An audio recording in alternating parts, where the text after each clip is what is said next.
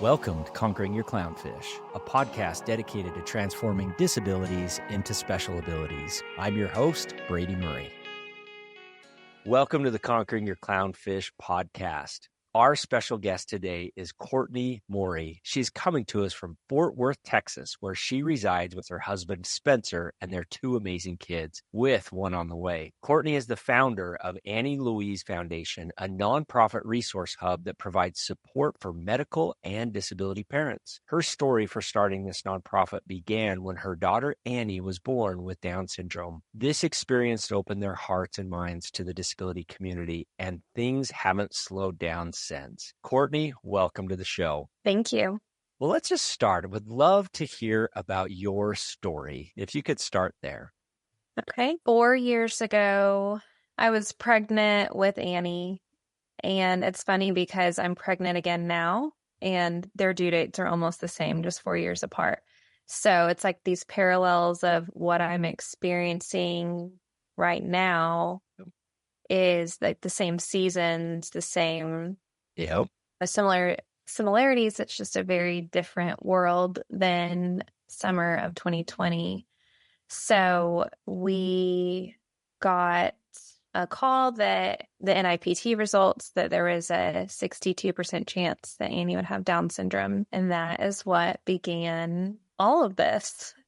I don't know how much we want to focus on Annie's diagnosis, but shortly thereafter, we learned about her heart condition, and that is really what sent me into, I guess, advocacy mode and that medical mom mindset. And I quickly went from, fears, concerns about Down syndrome to, okay, what do I need to do to get her the best healthcare and navigate this for our family? So during my pregnancy, I had a lot of support and resources thanks to other fellow moms that I connected with through DSDN. I have so much to thank that organization for. And yeah, Annie's, 50% of children with Down syndrome will have a congenital heart defect. Of those 50, half will need surgical intervention. And that was us. And we had AVSD, which is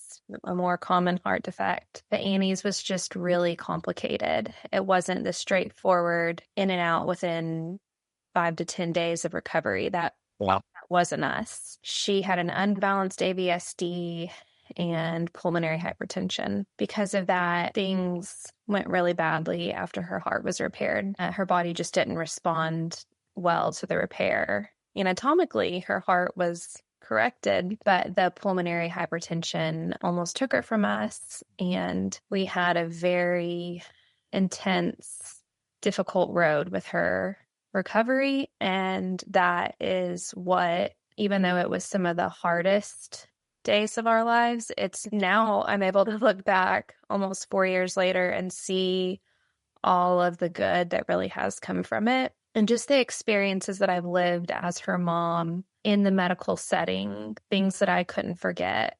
making mental notes of when another mom and dad caretaker go through this, I want to help make it just a little bit easier. And so that's really the drive behind the Annie Louise Foundation. I think there's a lot of wonderful resources for the Down syndrome community as far as like general advocacy and social support, different things. But when it comes to medical, it's just not quite as glamorous. It's a lot harder. But the truth is, when you have a child with Down syndrome, there will be varying needs for support, whether it's just certain therapies or, multiple other co-conditions that can come with the diagnosis. And so, been able to connect with, at this point, probably over 1,000 families and offer all kinds of support, the website, social media, podcasts like that.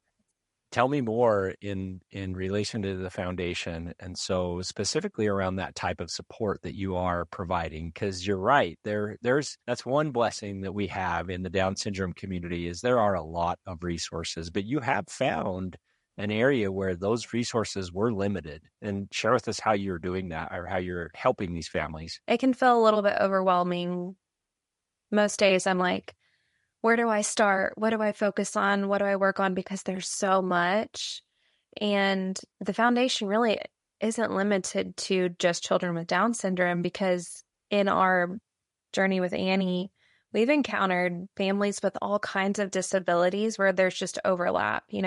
Maybe their kid doesn't have a heart defect, but they also had dysphagia and they've had to have swallow studies, but they're neurotypical. And there's a lot of beauty in that, because then you're able to connect with all kinds of people. It becomes open and not just Down syndrome, and that's just the reality of it. But with the foundation, there's been small projects, and then there's the big stuff. And we launched in September, so we're less than a year old. But I'm really proud of the progress that we've already made so far. So one of the programs we have going right now is our adaptive onesie program, where families, if their child's about to have an upcoming surgery or they're experiencing a very long NICU stay, PICU, CICU, in those circumstances, it's almost impossible to dress your baby because there's so many lines and leads and wires and ports and everything. So for Annie, for months, she just laid there in a diaper. And that was hard for me as a mom. I know that you might think that clothing is something that's not that important, but there's just this innate desire as a mom to dress your baby, especially my little girl. And so I looked and I looked for adaptive clothing and I couldn't find what I needed. And about a year after her open heart surgery, I connected with a company out of Austin, Texas called Spoonie Threads. And now we've sent over 100 adaptive onesies that are exactly what I was looking for Annie, to babies all over the U.S. so that they can be a little more comfortable during their recovery from whatever surgery. So that's one of our projects that I'm proud of. That's a great example, by the way. Yeah, it's exciting. It's something that's small but big.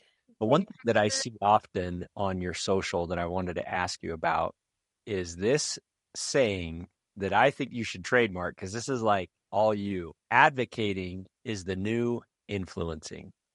Tell me more about what that means and why that's so important to you. All of the social media stuff was never something that I sought out or even anticipated. It was actually my older sister. When everything was happening with Annie, she asked me to make my account public so that information could be more easily shared. And when I did that, it just kind of blew up because of really just the miracle that Annie's story was. Yeah, it was a bit of a bizarre time, but it was beautiful because there was so much support and positivity and love that came. And then my focus in the beginning was just sharing the reality of what it's like to go through that recovery, and really the beginning of advocacy. And from there, it's just kind of steadily grown, and advocating is the new influencing, I guess, trying to communicate that what I share on Fancy Like Annie is, by the way, love. It's first and foremost, I just want to keep my priorities straight. I think that it's easy in the world of social media to get distracted with things that don't matter, and I don't ever want to be that. I want to authentically share what it's like to raise Annie and let it be a platform where other parents can be encouraged and get information. Mm-hmm. There's a post that you shared that I want to talk about that talks about an experience that you had at a dinner. Can you hear about that? It was actually a big social sort of fundraiser event in Fort Worth. And it was one I'd been to before. The sorority I was in, they put it on, and it's all about interior design. It's very frilly. It's really fun and beautiful, but the beginning of the event, all of the women just sit in this huge room in this country club. And I was seated next to this woman who I'd never met before. She was from out of town. And then another woman who I knew. So we were just catching up. And I had just shown both of them a photo of Wells and then of Annie.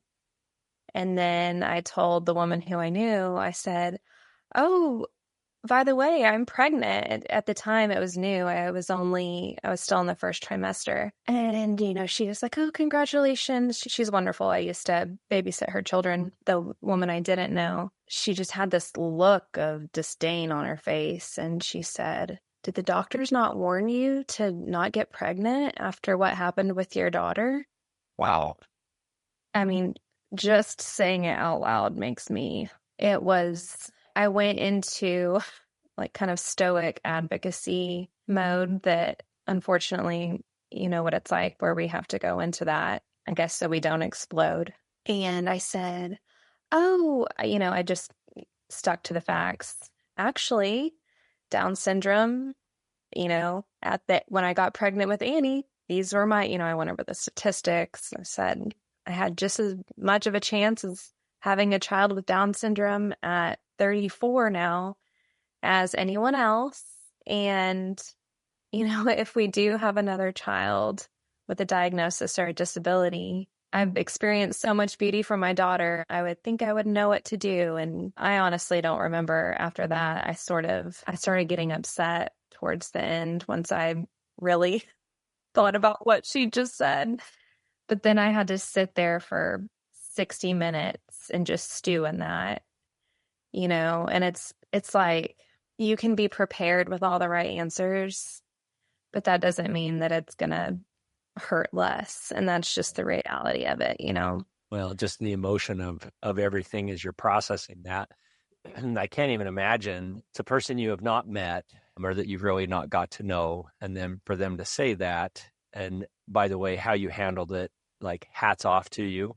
I think there's probably the answers that we all want to say and the reactions that we all want to say, and like, good on you for maintaining composure and processing that. But then to sit there next to this individual for the next hour and process that was hard. I can only imagine how hard that must have been. And so looking back on that though now, and there's been some space and time between that, what are your thoughts about that now, looking back on that experience? I guess just that the woman who said it, I would guess she was somewhere in her 60s. And it's just a generation. Their social norms for people with disabilities were completely different than what we know today. And I try to not hold resentment towards that woman, because if she knew Annie, if she spent 1 hour with her, she would have never said that. So this is a person who clearly has lack of personal experience with people with Down syndrome. And so I tried to have grace for that. I've decided at this point, 3.5 years in, I just can't hold on to resentment, or I would not make it, especially running the foundation. You're basically putting yourself out there asking for it. Yep. And so I guess the good to come from it is that I did write about that. I did share that experience. And my hope is that maybe it made some people, no matter what generation you are, no matter how young or how old, think about why saying that is backwards and wrong. So, well, you think if that lady had a grandchild that has Down syndrome, that conversation would have been completely different, because you're exactly right. All it would have taken, and it's not even necessarily a grandchild, even if they would have just spent an hour with Annie beforehand and then met you, and she knows your daughter, and maybe she was like caretaker for an hour or whatever, her perception and perspective would have been completely changed. And so I do agree that there should be grace given, because this is a generation, and not even just that generation, but all generations. There's a lot of individuals that simply don't have exposure to an individual that has a disability like Down syndrome. And so there's a preconceived idea as to what the societal norm should be. And that's exactly why we are doing what we're doing. It's why you have your foundation. It's why you share so openly on social media. It's why we do this podcast. This is the reason why we do this, because we know the secret. We know truly what these children have inside of them. And those people that know that too wouldn't trade it for the world. It truly is a superpower that these kids have, that these individuals have, that have Down syndrome, that have a disability. It's a very special thing that has the ability to change hearts and change minds. And so hats off to you for how you handled that and how you've leaned into it. And so I would love to come to where we are today. So you're expecting a child. You're Yeah. going through and into the same season as you brought Annie into this world, and you're experiencing all these appointments and emotions and thoughts.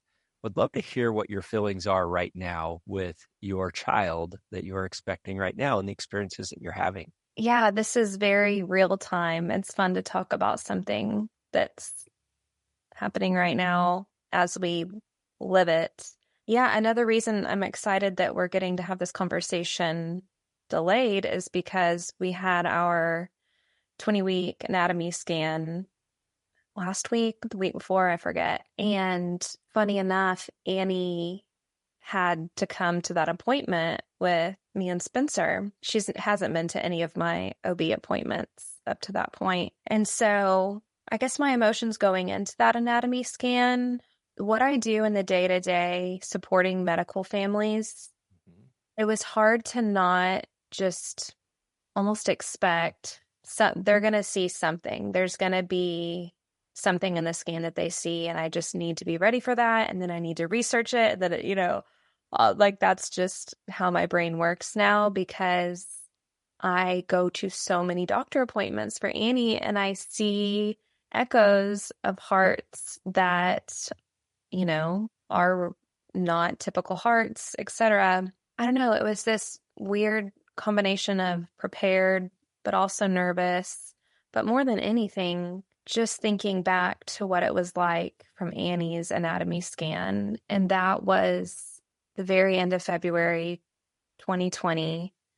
We were maybe 5 weeks or so into the pandemic. They would not let Spencer be with me. And I knew that they were going to be looking for a CHD with the Down syndrome diagnosis.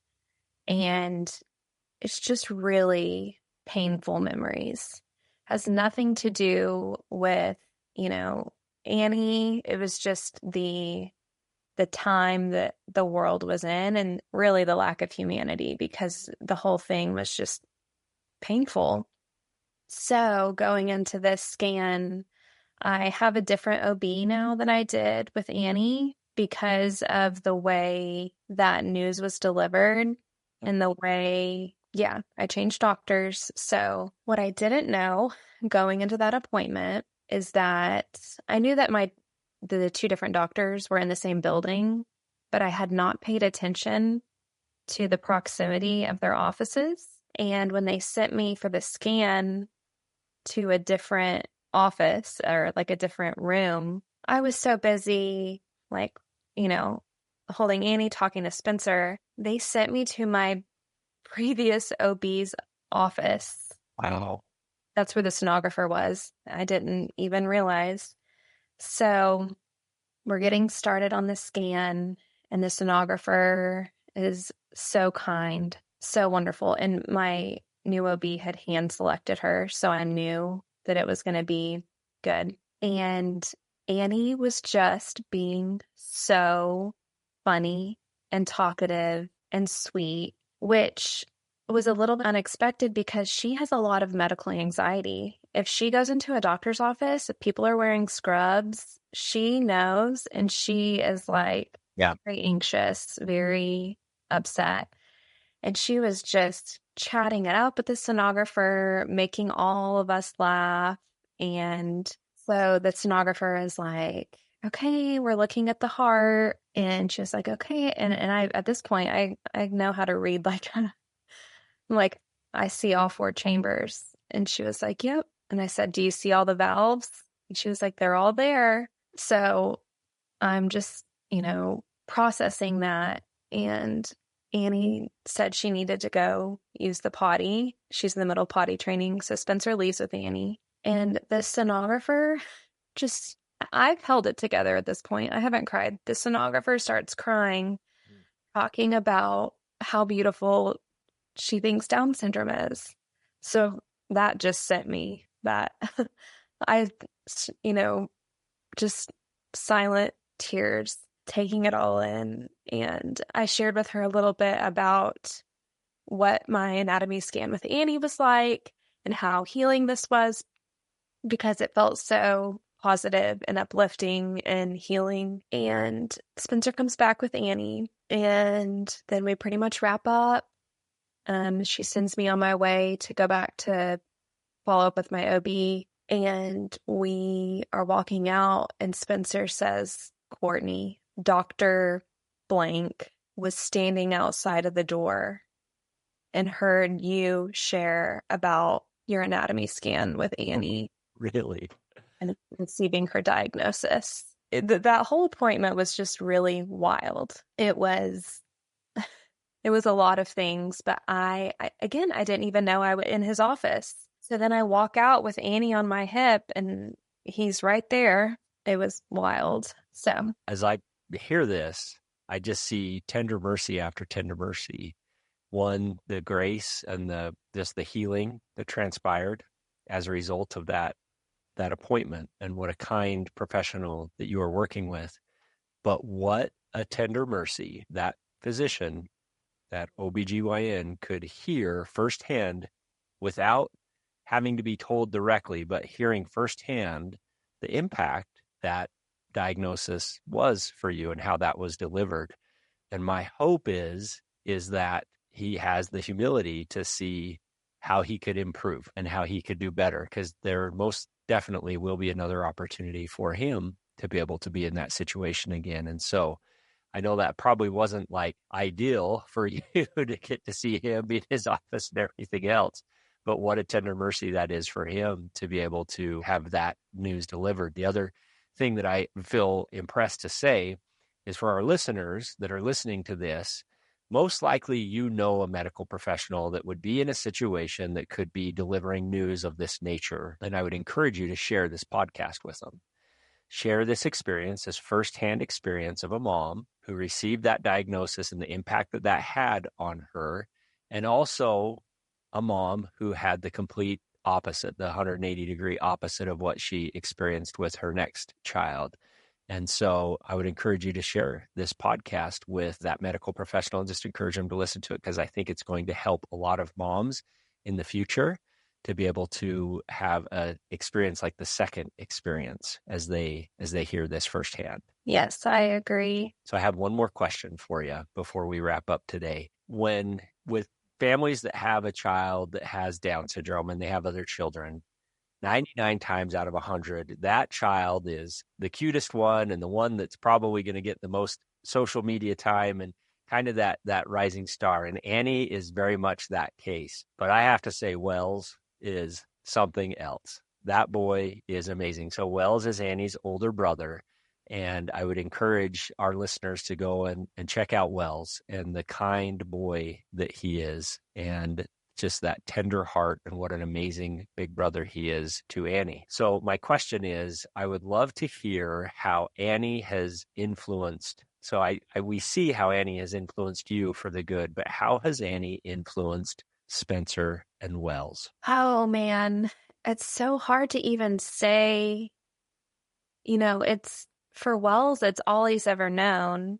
So there's no version of him that is like, for me, there's the prior to Annie, Courtney, and then there's the post. Yep. And there's all the things I didn't know, and now all the things I do. And the beautiful thing for Wells is it's just innate. It's a part of his everything. And ironically, I talk about this all the time. When we got the call and the OB told me, "I'm so sorry. I know this is something that no parent ever wants to news that they ever want to receive," my immediate first thought was Wells, and just the wave of, oh my gosh, he is not going to have the playmate that I thought he would,